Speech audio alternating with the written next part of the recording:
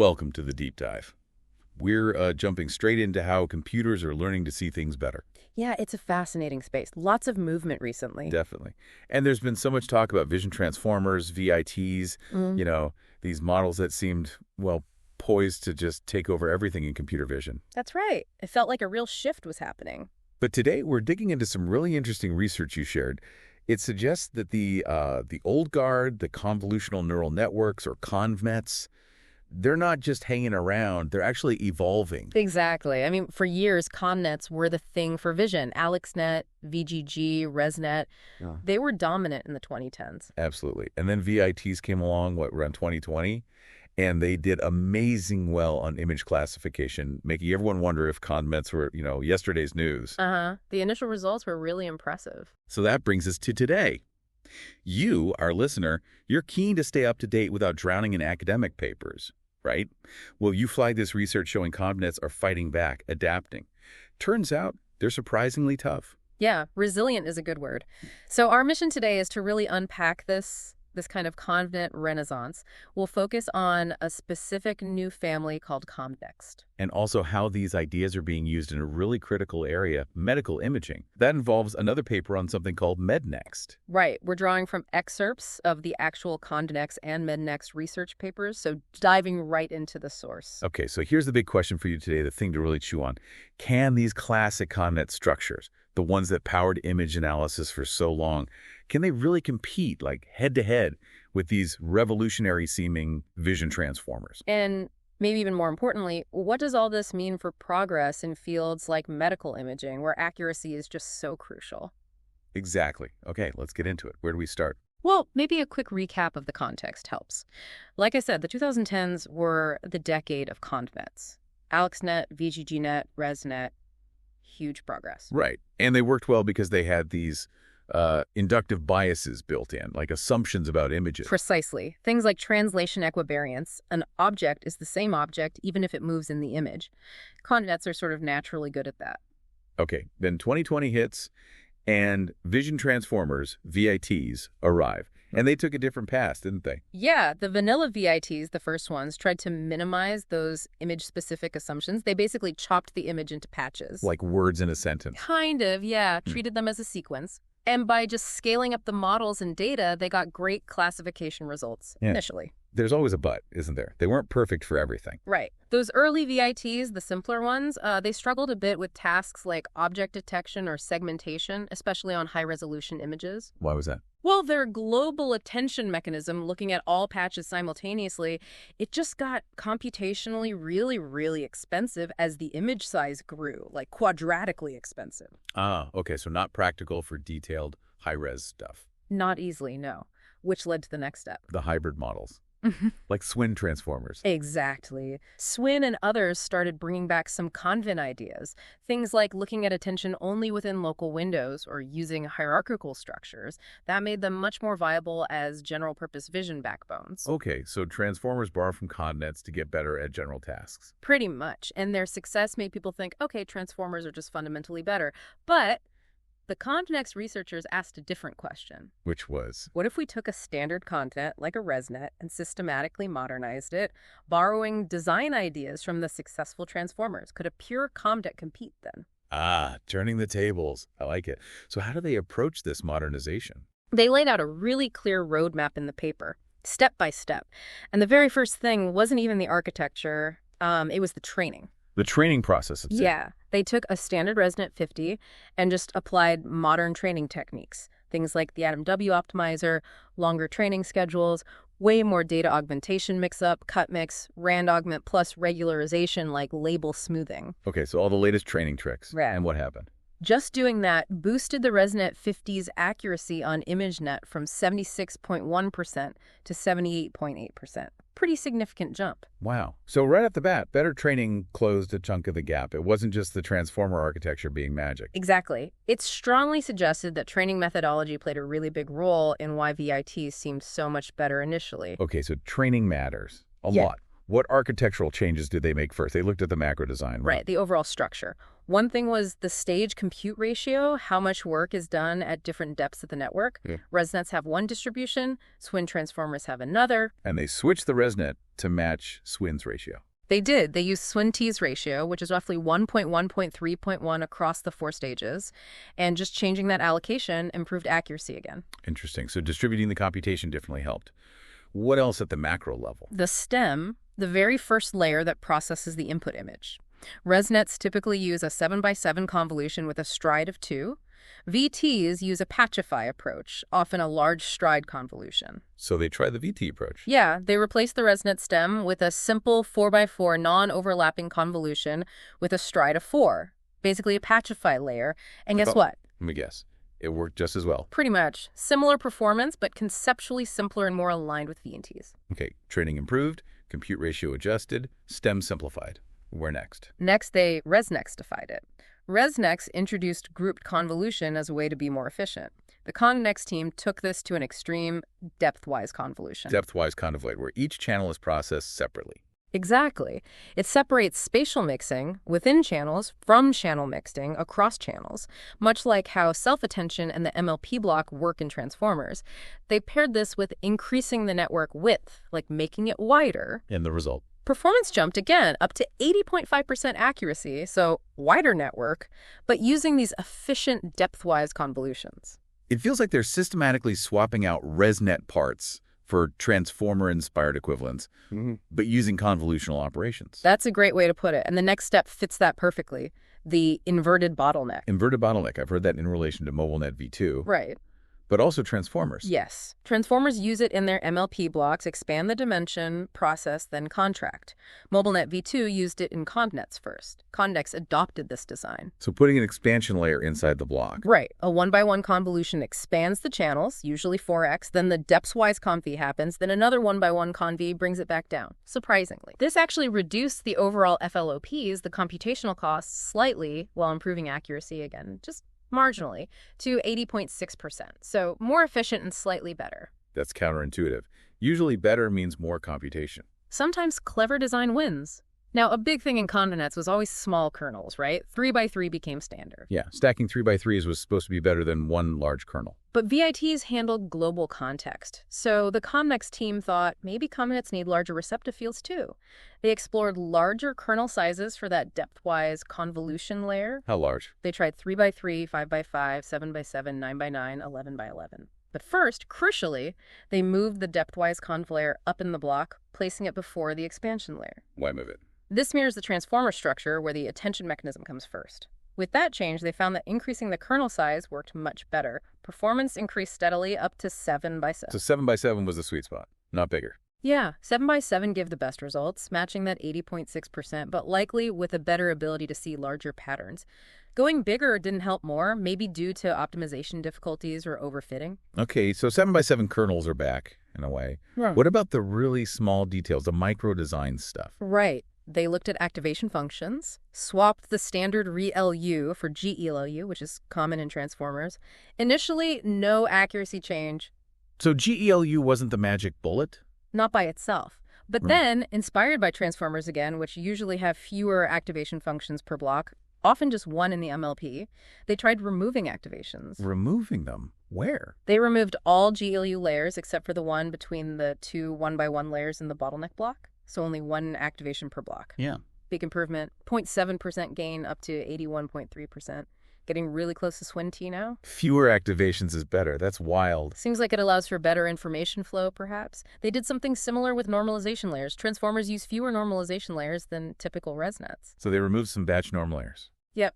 Reduced the number of batch norm BN layers. Again, performance improved, now to 81.4%. Okay. Then they took the next logical step. Replace the remaining batch norm with layer normalization, LN, which is standard in transformers. BN to LN, did that help? A small bump again to 81.5%. LN seems to work well in this setup. One final step, right? The downsampling. Exactly. Instead of doing downsampling within a residual block using stride 2 convolutions, they adopted separate downsampling layers between stages using a simple 2x2 convolution with stride 2. Again, similar to Swin does it. They also added layer norm before these downsampling layers. And that was the final piece. That gave the last big jump, pushed the accuracy to 82.0%. This final model is ConvNeXt. 82.0%. So a pure ConvNet, systematically redesigned using transformer principles, actually beat the Swin transformer baseline they were comparing against. Beat the Swin T baseline, yeah. Right. With similar FLOPs, similar parameter counts, and actually slightly better throughput or speed. Yeah. All without any complex self-attention modules, just convolutions, carefully arranged. That's genuinely remarkable. It really underscores that maybe the design principles were key, not just the specific mechanism of attention. That's the core takeaway from the paper, I think. Many of the architectural choices that made transformers successful can be effectively mirrored within a pure ConvNet design. Okay, so ConvNets performs really well on ImageNet 1K classification. But that's one task, one data set. How does it hold up when you scale it or try other things? Great question.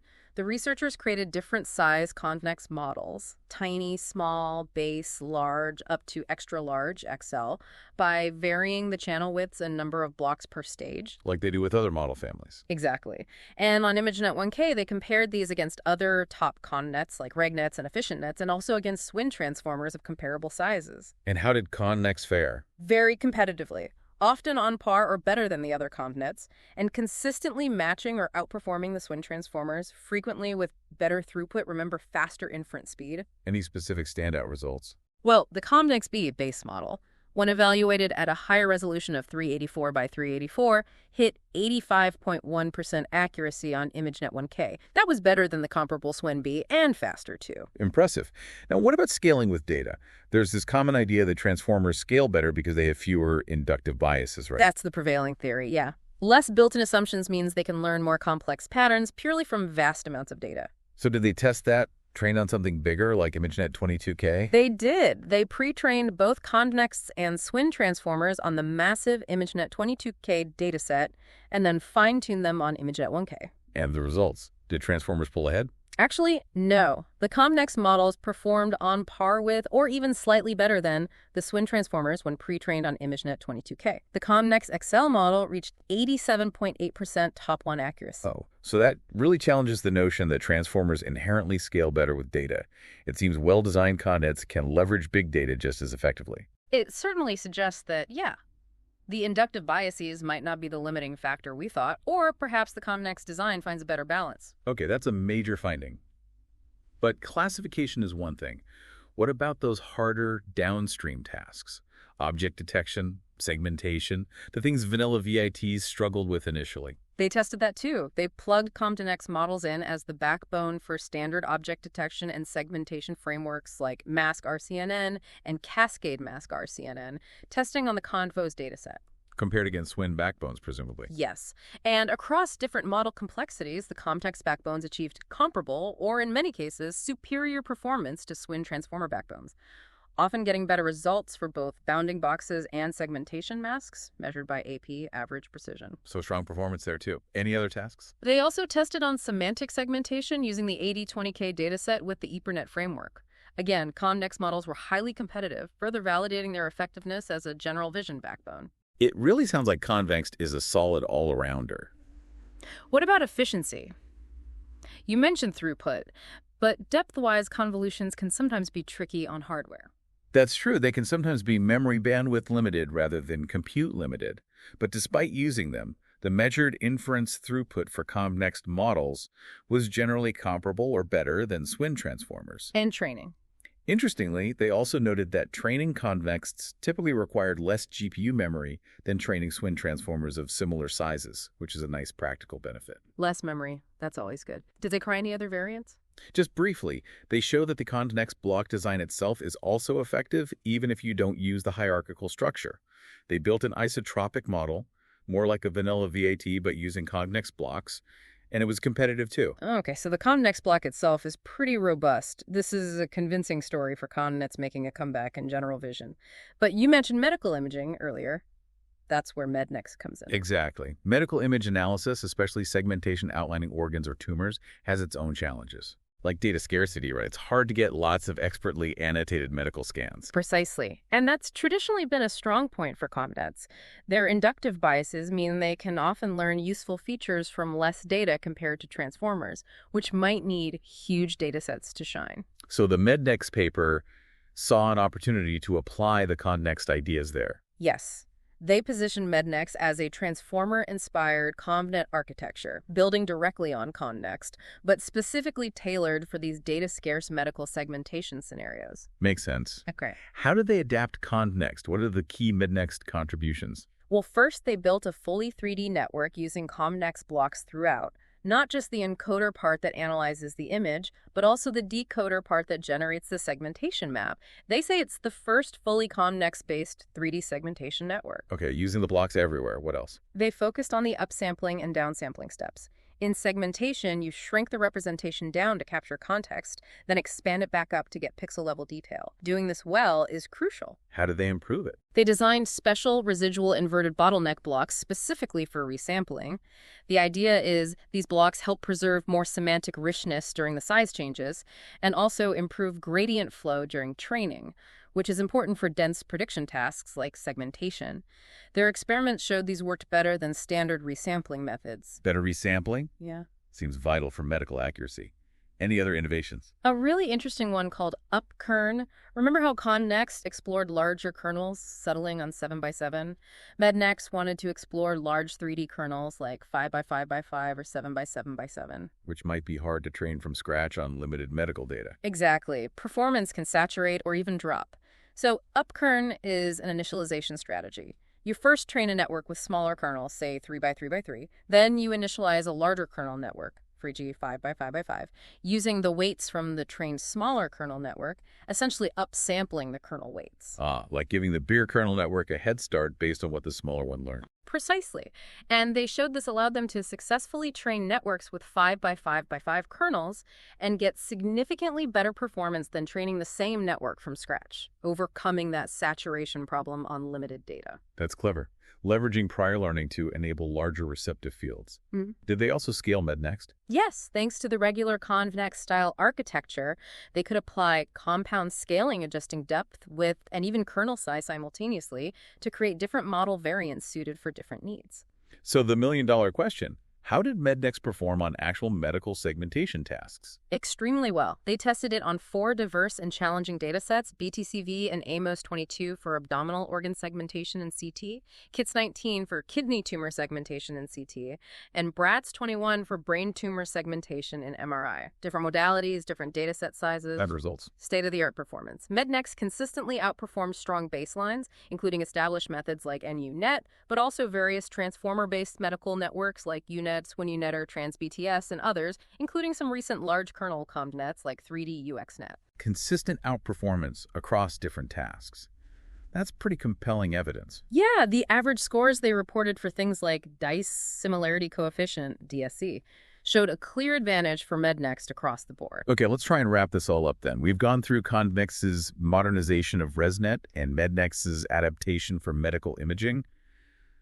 What's the big picture here? I think the main takeaway is that pure ConvNets, when you thoughtfully modernize them using principles learned from transformers, are incredibly powerful.